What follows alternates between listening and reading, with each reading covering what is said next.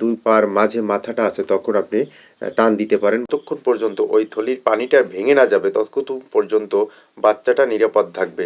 নরম সুতো দিয়ে একে নাভি বেঁধে দেই। হওয়ার পরে আমি প্রতিবারের ন্যায় আমি একে গোসল করিয়ে দেই। আসসালামু আলাইকুম ওয়া রাহমাতুল্লাহি ওয়া বারাকাতুহু। আজকে আপনাদের দেখাবো যে আমার খামারের যে ৯ মাসের প্রেগনেন্ট গাভীটি দীর্ঘ কয়েকদিন যাবৎ ডায়রিয়ায় ভুগছিল। সেই গাভীটার আজকে ডেলিভারি। আজকে পেইন ওঠার পরে আমি নিজে হাত দিয়ে দেখি বাচ্চাটা উল্টানো এবং পা আসছে কিন্তু মাথা আসেনি। এমত অবস্থা আমি রিস্ক না নিয়ে ডাক্তারকে কল করেছি যাতে ডাক্তার এসে তারপর সুস্থভাবে ডেলিভারি করতে পারে।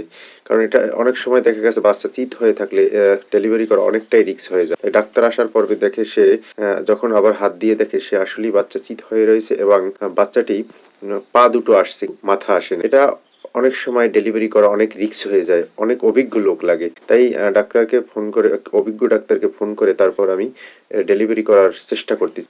একে পা দুটোয় দড়ি লাগানোর চেষ্টা করছি, তারপর মাথাটা আস্তে আস্তে তার নর্মালে আনার চেষ্টা করতেছি। অবশ্যই যে ভুলটা আপনারা করবেন না, যখন একটা গাভীর পেইন হবে, অনেক বাচ্চা যখন পা বা খুরা আসবে ওর সাথে যদি মাথা না আসে কখনই টান দিবেন না। আবার অনেক সময় দেখা গেছে বড় গাভীর ক্ষেত্রে আপনার খুরাও আসে না, মাথাও আসে না, তখন আপনি জ্বরের ভিতরে হাত দিয়ে দেখবেন এর যদি পজিশন মাথা এবং সামনের দুই পার মাঝে মাথাটা আছে তখন আপনি টান দিতে পারেন বা ট্রাই করতে পারেন। নচেৎ যদি মাথা আসছে কিন্তু পা আসে নাই, কখনোই আপনারা টান দিবেন না, কারণ অভিজ্ঞ লোক না বা ডাক্তার দ্বারা ছাড়া। আবার পা আসছে কিন্তু মাথা আসে নাই, সেক্ষেত্রেও টান দিবেন না। আবার অনেক সময় দেখা গেছে বাচ্চা চিত হয়ে আসে, সেক্ষেত্রেও টান দিবেন না। অবশ্যই দুই পা সামনের ভিতরে মাথা থাকবে মাঝখানে, তাহলে বাচ্চা স্বাভাবিকভাবে টান দিলে বের হবে।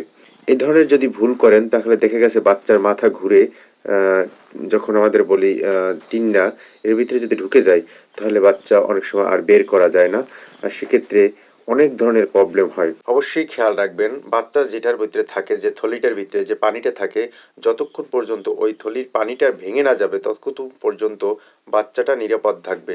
যখনই ওই পানিটা ভেঙে যাবে তখন যত দ্রুত সম্ভব বাচ্চাটি ডেলিভারি করতে হবে, নচেৎ একটি দুর্ঘটনার সম্মুখীন হতে পারেন। আলহামদুলিল্লাহ সুষ্ঠুভাবে ডেলিভারি হওয়ার পরে আমি প্রতিবারের ন্যায় আমি একে গোসল করিয়ে দেই।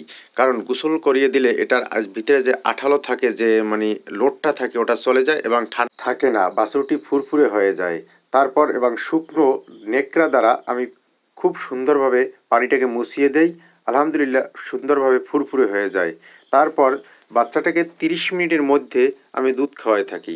আমার খামারের সবচেয়ে ছোট বাছুর, কারণ এই গাভীটার অনেক দিন যাবৎ ডায়রিয়া ছিল, মানে দুইবার করে এই 1 মাসে 2বার ডায়রিয়া হয়েছে খাবারের ত্রুটির কারণে। একে কোনো ভুসি দেওয়া হয় নাই এবং শুধু খালি কাঁচা ঘাস খাওয়াই রাখছি, যার কারণে বাচ্চাটা ওই 1 মাসে বাড়ন্ত কম হয়েছে। এবং এটা আমি 20 থেকে 25 লিটার দুধ দহন করে থাকি, দেখেন একটু আফাল ছোটো হয়েছে এবং বাচ্চাটা অনেক ছোট হয়েছে, যা কখনই এরকম আমার খামারে হয়নি। আমার খামারে সর্বনিম্ন 40 কেজির নিচে 42 কেজির নিচে কোনো সময় বাচ্চা হয়নি। এই বাচ্চাটা হচ্ছে যে ব্র্যাকেট 333 নাম্বার সিমেন্টের বাচ্চা। এটা আমেরিকা থেকে এই বাবাকে মানে আনা হয়েছে সরাসরি। গাভীটি শুয়ে থাকার কারণে বাচ্চাকে দুধ অতি সহজেই খাওয়াইতে পারতেছি। আমি প্রতিবার বাচ্চাকে ফিটারে ভরেই দুধ পান করিয়ে থাকি। তবে খেয়াল রাখবেন বাচ্চা জন্মের পর যত নর দুধ খাওয়াতে পারবেন তত বাচ্চার জন্য ভালো, একটি সুস্থ সবল বাচ্চায় পরিণত হবে। নাভি পচা রোগ থেকে মুক্তি পাওয়ার জন্য নরম সুতো দিয়ে একে নাভি বেঁধে দেই, কারণ এতে মাছি মশা পড়ে যেন জীবাণু না ছড়াতে পারে। আজ এ পর্যন্তই। সকলে ভালো থাকুন। আসসালামু আলাইকুম ওয়া রাহমাতুল্লাহি ওয়া বারাকাতুহু।